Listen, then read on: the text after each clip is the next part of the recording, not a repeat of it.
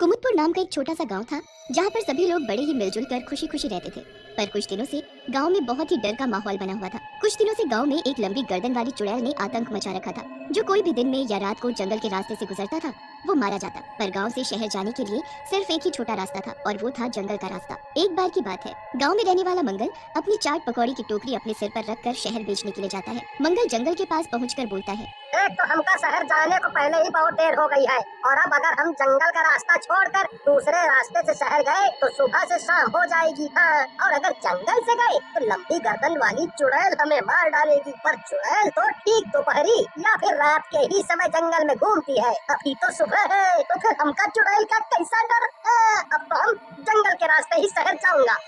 मंगल सिर पर चाट पकौड़ी का टोकरा लिए जंगल के रास्ते से जाने लगता है कि तभी उसे किसी के हंसने की आवाज सुनाई देती है। चुड़ैल एक पेड़ पर बैठी हुई जोर जोर से हंसते हुए बोलती है, अरे मेरी आंखों से बचकर कहाँ भागा जा रहा है, और ये तेरे सर पर क्या है?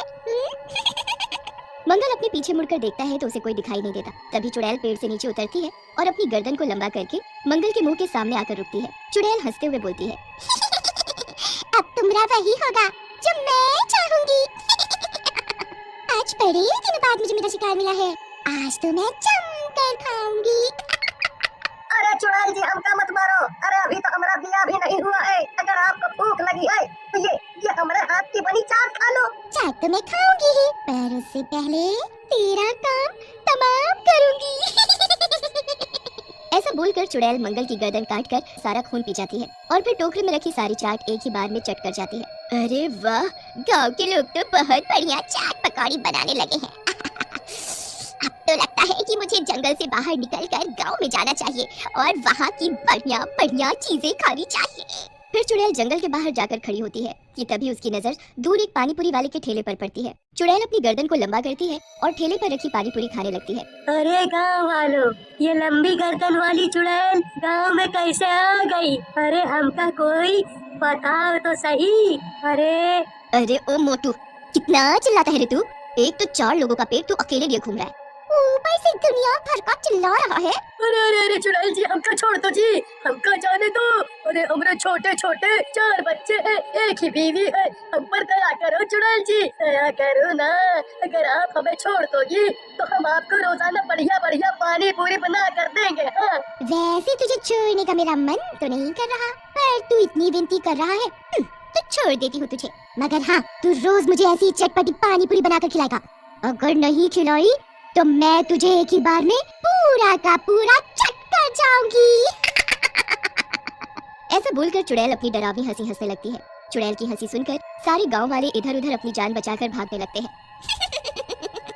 चटपटी पानी पूरी खाने के बाद तो मेरा मीठा खाने को दिल कर रहा है। अरे ये लो, मीठे का नाम लिया और सामने मिठाई की दुकान दिखाई दे गई। फिर चुड़ैल वहीं खड़ी खड़ी अपनी गर्दन को लंबा करती है और मिठाई की दुकान की सारी मिठाई चट कर जाती है। अरे भैया, ये चुड़ैल तो अपनी गर्दन लंबी करके सभी की दुकान और ठेले की चीजें खाए जा रही है। तभी शीला ताई अपनी मिठाई की दुकान से निकलकर बाहर आती है और बोलती है, अरे करमचली नाच पीटी, ये क्या किया तूने? अरे मेरी दुकान की सबकी सब मिठाई खा गई, तुझे तो मैं छोड़ूंगी नहीं, कीड़े पड़े तुझ में नाच पीटी। अरे शीला ताई, ये तू क्या बोले जा रही है? अरे तुझे दिखाई नहीं देता क्या? ये लंबी गर्दन वाली चुड़ैल है और तू है कि उसे कुछ भी बोले जा रही है? शीला ताई की बात सुनकर चुड़ैल को गुस्सा आ जाता है और वो गुस्से से बोलती है, ओ बुढ़िया, क्या कहा तूने मुझे? लगता है तुझे तेरी जान प्यारी नहीं है, शरीर में तिनके भर की जान नहीं है, और बातें देखो कैसी बड़ी बड़ी मार रही है। तुझे तो मैं एक ही बार में चट कर जाऊं, पर तुझे खाकर तो मेरे मुंह का स्वाद खराब हो जाएगा, और वैसे भी इंसानों को खा खा कर मैं बहुत बोर हो गई हूँ। अब तो मैं रोज रोज गांव में आकर बढ़िया बढ़िया चीजें खाऊंगी। हाँ, और ये तुम गांव वालों ने लंबी गर्दन क्या लगा रखा है? इतनी सुंदर सुराहीदार गर्दन है मेरी।